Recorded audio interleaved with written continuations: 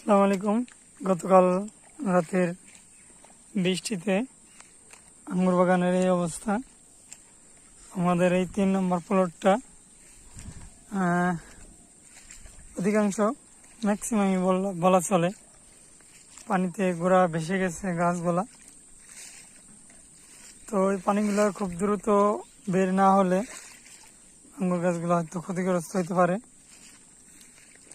তো আমাদের প্লটটা এমন জায়গায়, আমাদের বাগানটা সামনে এই যে রাস্তা, তারপরে এই পাশে আবার বাউন্ডারি করে একটা বাসা, মানে চতুর্দিকে আটকানো, যার কারণে পানি বের হওয়ার তেমন কোনো স্কোপ নেই।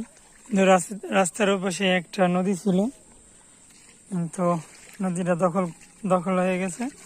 যে যেভাবে পারছে নদীর মুখ আটকায় বসত বাড়ি দখলদারিত্ব করছে। এটাই আমাদের বাংলাদেশ।